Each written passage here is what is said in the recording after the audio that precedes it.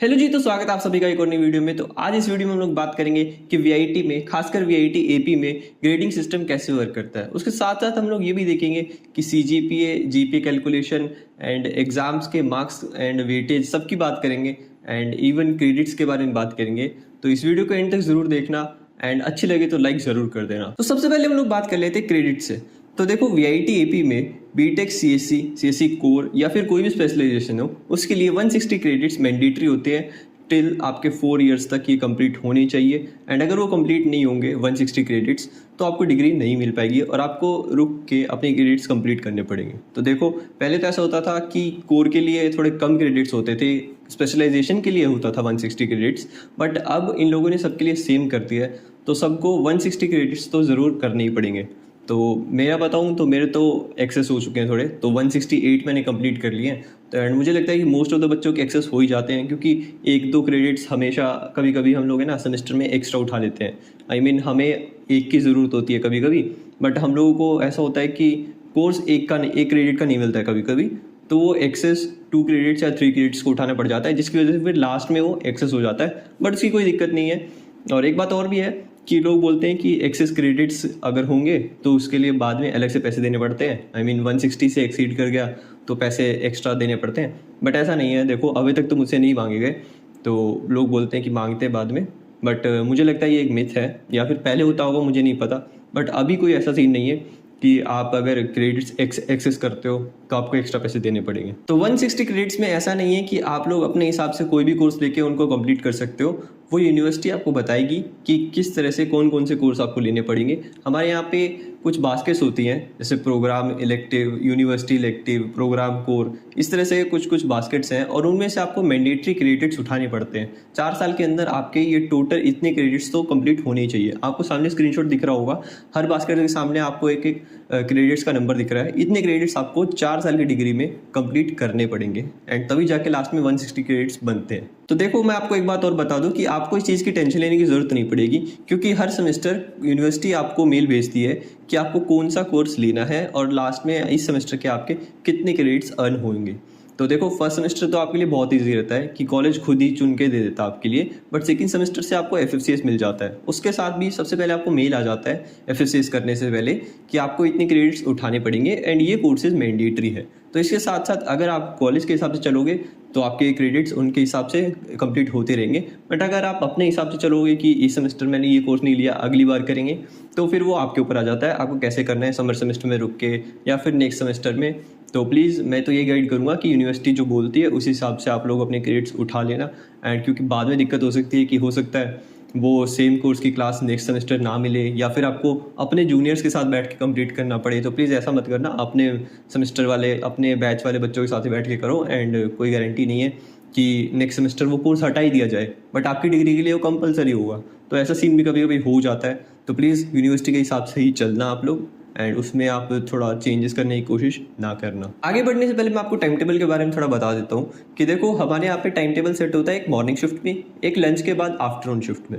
इस बेसिस पे 2 तरह के स्लॉट्स होते हैं, जैसे कि A1 स्लॉट होता है वो मॉर्निंग के लिए होता है एंड A2 स्लॉट इवनिंग के, आफ्टरनून के लिए होता है। इसी बेसिस पे आपके एग्जाम भी आप सोच सकते हो कि अगर A1 स्लॉट है ना, तो आपका एग्जाम मॉर्निंग में होगा सुबह 10 बजे, एंड अगर आफ्टरनून है तो आपका एग्जाम होगा आफ्टरनून में 2 बजे। मैं एग्जांपल के तौर पे आपको एक अपना टाइम टेबल दिखा देता हूँ। ये मेरा एक टाइम टेबल था एक सेमेस्टर का, जिसमें आपको मॉर्निंग एंड आफ्टरनून स्लॉट्स दिख रहे होंगे। जो हाईलाइटेड रीजंस है वो मेरे स्लॉट्स के टाइमिंग थे क्लासेस के। एंड और एक 7th सेमेस्टर में मेरे पास सिर्फ एक ही सब्जेक्ट था जो मेरी थ्योरी की क्लास होती थी। तो आप देख सकते हो लास्ट में कि कितना खाली है मॉर्निंग स्लॉट, बट एक आफ्टरनून में एक सेम टाइम पे मेरी रोज़ क्लास होती थी। तो देखो, लास्ट में मतलब एक क्लास होती है तो कितना सुकून सा मिलता है। बट हाँ, शुरू के 6 सेमेस्टर तो आपको मतलब इस तरह से भागते रहना पड़ेगा, सुबह शाम सुबह शाम, तो इसी तरह से चलता रहता है। तो जैसा कि मैंने बताया कि इसी मॉर्निंग और आफ्टरनून के बेसिस पे आपके एग्ज़ाम भी सेट होते हैं। एंड मैं आपको बता दूं कि पर सेमेस्टर आपको 3 टाइम्स एग्ज़ाम देने पड़ते हैं वीआईटी में। CAT 1, CAT 2, continuous assessment test बोलते हैं जिसको, एंड एक फाइनल सेमेस्टर एग्ज़ाम होता है जिसको हम लोग फैट बोलते हैं, फाइनल असेसमेंट टेस्ट। तो देखा जाए तो कैट 1 एंड कैट 2 होते हैं हमारे 50-50 मार्क्स के, एंड जो फैट होता है फाइनल वो होता है 100 मार्क्स का। मैं ये सिर्फ थ्योरी के बारे में बात कर रहा हूँ, लैब्स की बात हम बाद में करेंगे। तो ये तो हमने बात कर ली रिटन एग्जाम्स की, उनके साथ साथ हमारे थ्योरी में ऐड होती है इंटरनल मार्क्स भी। तो देखो, इंटरनल मार्क्स देते हैं हमारे टीचर्स जो सब्जेक्ट के या कोर्स के होंगे। तो उनके हाथ में होते हैं 30 मार्क्स एक्स्ट्रा। तो 30 मार्क्स के लिए वो लोग आपको असाइनमेंट दे सकते हैं 10 मार्क्स के या 15 मार्क्स के, या फिर वो क्विज दे सकते हैं, या फिर ऑनलाइन क्विज रखवा सकते हैं, वो कुछ भी जो वो चाहें, या प्रोजेक्ट दे सकते हैं एक बनाने के लिए ओवरऑल 30 मार्क्स का। तो वो टीचर के ऊपर डिपेंड करता है वो उन 30 मार्क्स को कैसे डिस्ट्रीब्यूट करेंगे। एंड कभी कभी होता है कि टीचर्स पूछ लेते हैं बच्चों को कि आप एग्ज़ाम आप क्विज देना चाहते हो या असाइनमेंट देना चाहते हो, तो कभी कभी बच्चों के लिए भी वो ओपन हो जाता है कि वो जो चाहे वो सिलेक्ट कर सकते हैं। तो देखो वो तो टीचर पे डिपेंड करता है कि वो किस तरह से और क्या डिस्ट्रीब्यूट करेंगे आपको। तो इसी तरह देखा जाए तो एक थ्योरी कंपोनेंट में जैसे कि 15 मार्क्स का आपका हो गया कैट 1, 15 मार्क्स का हो गया आपका कैट 2, एंड देन 40 मार्क्स का आपका वेटेज का होगा फैट। देखो ऐसा नहीं है कि फैट अगर 100 का हो रहा है तो उसको एज इट इज़ लेंगे, उनको कन्वर्ट करके वेटेज में आउट ऑफ 40 यूज़ करेंगे। फैट की मार्क्स की वेटेज होती है 40 एंड कैट की होती है 15 मैंने आपको बताया रिटन एग्जाम हम लोग देते हैं, बट उसकी वेटेज हम लोग यूज़ करेंगे 15। तो अभी आ जाती है लैब की बात। तो देखो कुछ कोर्सेज होते हैं, मोस्टली कोर्सेज यही मिलेंगे आपको शुरुआत में कि लैब प्लस थ्योरी दोनों साथ में होंगे, जैसे कि कंप्यूटर साइंस का डीएसए का कोर्स हो गया या फिर इलेक्ट्रिकल का कोर्स हो गया, तो उसमें यही होता है लैब और थ्योरी दोनों साथ में होती है। तो लैब का क्या होता है, लैब के 100 मार्क्स सेपरेट होते हैं। तो लैब के मार्क्स की हम लोग बात करेंगे तो 100 मार्क्स के लिए 10 एक्सपेरिमेंट्स करवाते हैं हर टीचर। यूजुअली तो ये होता है 10 मार्क्स का होता है, साथ में लास्ट में या तो कोई टीचर होता है 9 मार्क्स का एक्सपेरिमेंट लेते हैं, और लास्ट में जो 10 मार्क्स बचते हैं उसके लिए वो लोग लास्ट में थ्योरी या वाइवा कुछ भी पूछ सकते हैं। तो एग्ज़ाम उसको छोटा सा इंटरनल एग्ज़ाम के बेसिस पे वो उसके नंबर दे देते हैं। बट अभी क्या होता है लेटेस्ट वो ये होता है कि अब लैब का भी एक अलग से सेपरेट एग्ज़ाम होता है जिसके बेसिस पे आपके नंबर काउंट होते हैं।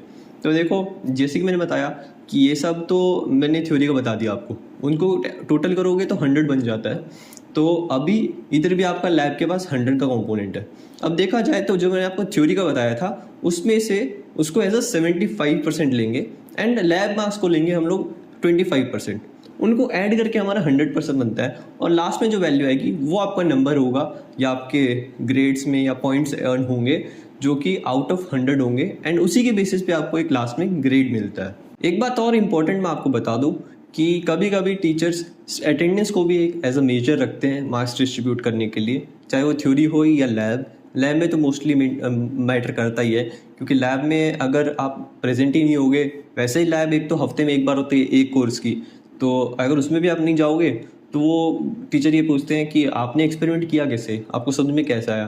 तो थोड़ा अटेंडेंस का उधर मैटर ज़्यादा करता है, थ्योरी में फिर भी कम करता है, बट वो टीचर के ऊपर डिपेंड करता है कि क्या वो इंटरनल मार्क्स पे अटेंडेंस का भी एक पार्ट रखना चाहते हैं कि नहीं। कभी कभी होता है कि out of 35 marks teacher attendance के लिए भी रख लेते हैं, तो प्लीज़ थोड़ा मेंटेन करके चलना अटेंडेंस भी, भले आप 9 पॉइंटर हो या कुछ भी, बट अगर अटेंडेंस नहीं होगी तो टीचर उस चीज़ में कोई प्रेफरेंस नहीं देंगे कि आप 9 पॉइंटर हो तो आप क्लास में मत आओ, क्योंकि टीचर हमेशा यही चाहते हैं कि आप क्लास में आओ। तो देखो ये तो बात कर ली हम लोगों ने मार्क्स डिस्ट्रीब्यूशन की, बट ये तब काम आता है जब हमारे कोर्सेज क्रेडिट्स वाले होते हैं। मोस्ट ऑफ द कोर्सेज तो क्रेडिट्स वाले ही होते हैं, बट कभी कभी एग्जाम्पल जैसे कि CSBS में एक EV सब्जेक्ट ऐसा है जिसमें आप क्रेडिट नहीं मिलते, वो नॉन क्रेडिट कोर्स होता है। तो उसमें आपको पूरे सेमेस्टर वो पढ़ना तो पड़ेगा, उसमें आपको क्लास जाना पड़ेगा, समझना ही पड़ेगा एंड सब कुछ होगा, बट उसमें आपको क्रेडिट्स नहीं मिलते, बस आपको पास या फेल मिलता है। अगर आप पास कर गए तो आपको दोबारा नहीं करना पड़ेगा, बट अगर आप फेल करते हो तो मतलब आपको वो कोर्स दोबारा करना ही पड़ेगा, भले वो आपको क्रेडिट में अर्न हो रहा हो या ना हो रहा है। बट ये बात और बता दूं, जैसा कि इसका क्रेडिट नहीं है तो इसका CGPA या GPA में भी कोई इन्वॉल्वमेंट नहीं होता है। अगर आप फेल हो गए तो भी आपकी ग्रेड CGPA नहीं गिरा सकता, पास हो गए तो ये इम्प्रूव भी नहीं करेगा। तो देखो हमारे यहाँ पे कोर्सेज होते हैं अलग अलग तरीके के, जैसे कि एक कोर्स हो गया ओनली थ्योरी, तो उसमें सिर्फ थ्योरी की क्लासें होंगी, जो भी 100 मार्क्स होंगे वो डायरेक्ट उसी से आएंगे जो मैंने आपको शुरुआत में बताया। अगर आपका लैब प्लस थ्योरी हो गया तो मैंने आपको बता दिया 75% 25% का क्राइटेरिया उधर लग जाता है। बट एक और तरीका का कोर्स आता है, वो होता है लैब थ्योरी एंड प्रोजेक्ट, उसके लिए अलग डिस्ट्रीब्यूशन होता है। तो वो आप लोग जब जाओगे या अपना ऐसा कोई कोर्स लोगे तो आपको समझ में आ जाएगा, बट इस तरह के कोर्सेज कम होते हैं, तो आप उसकी अभी टेंशन मत लो। बट अगर आप जाओगे, अगर लेना चाहो तो आपको उधर जाके समझ में आ जाएगा। तो अभी हम लोग बात कर लेते हैं इस वीडियो के सबसे main topic and important topic के बारे में, वो है ग्रेडिंग सिस्टम। तो देखो VIT में 2 तरह से ग्रेडिंग होती है, वो है रिलेटिव ग्रेडिंग और absolute grading. Most of the courses आपको ऐसे मिलेंगे जिसमें रिलेटिव ग्रेडिंग ही होती है, बट कुछ कम ही कोर्सेज ऐसे हैं जिसमें एब्सोल्यूट ग्रेडिंग होती है। मैं आपको बताऊंगा वो कोर्सेज कौन कौन से हैं। बट हम लोग पहले रिलेटिव ग्रेडिंग की बात कर लेते हैं। तो देखो जो भी आपके नॉर्मल कोर्सेज होंगे basic most of the time आपको यही मिलने वाला है, जैसे कि डीएसए वगैरह है, इलेक्ट्रिकल जो भी कोर्सेज होंगे, मतलब सारे courses most of the time आपको रिलेटिव मिलेंगे। तो उसमें होता क्या है कि आपके मार्क्स डिपेंड करते हैं आपकी एवरेज के ऊपर। तो देखा जाए तो अगर आपको ए ग्रेड कैलकुलेट करना है तो उसके लिए क्या होगा, एवरेज जो होगी आपकी क्लास की प्लस 0.5 इंटू स्टैंडर्ड डेविएशन करना पड़ता है। उसके बाद आपको पता चल जाता है कि इस ग्रेड पे आपका ए ग्रेड, इस मार्क्स पे आपका ए ग्रेड बन जाएगा। देन आपको अगर देखना है कि एस ग्रेड कब बनेगा, ए से आगे आता है हमारा सबसे बेस्ट ग्रेड वीआईटी में एस ग्रेड। तो एस ग्रेड के लिए क्या फॉर्मूला है, एवरेज जो होगी आपकी क्लास की प्लस 1.5 इंटू स्टैंडर्ड डेविएशन करना पड़ता है। वो जो वैल्यू होगी आपके पास वो होती है एस ग्रेड की स्टार्टिंग वैल्यू, एंड उसके ऊपर जो भी होगा वो आपका पक्का एस ग्रेड में ही काउंट होगा। तो अगर आपको इस वीडियो में कुछ भी हेल्पफुल लग रहा है तो प्लीज इस वीडियो को लाइक और हाइप करना मत भूलना। तो अब बात कर लेते हैं एब्सोल्यूट ग्रेडिंग के बारे में। तो इसमें क्या होता है कि इसमें मार्क्स की रेंज और ग्रेड्स पहले से डिफाइंड होते हैं यूनिवर्सिटी के थ्रू। तो देखो 90 to 100 अगर आपके मार्क्स आते हैं बीच में तो आपका पक्का है कि आपको एस ग्रेड मिल जाएगा। अगर आपके मार्क्स आते हैं 80 to 90 के बीच में, मैं कोर्स की बात कर रहा हूँ थ्योरी में एंड ओवरऑल मिला के सब कुछ, अगर आपको इनके बीच में आता है तो मैं आपकी ये ग्रेड की बात बता रहा हूँ एब्सोल्यूट में।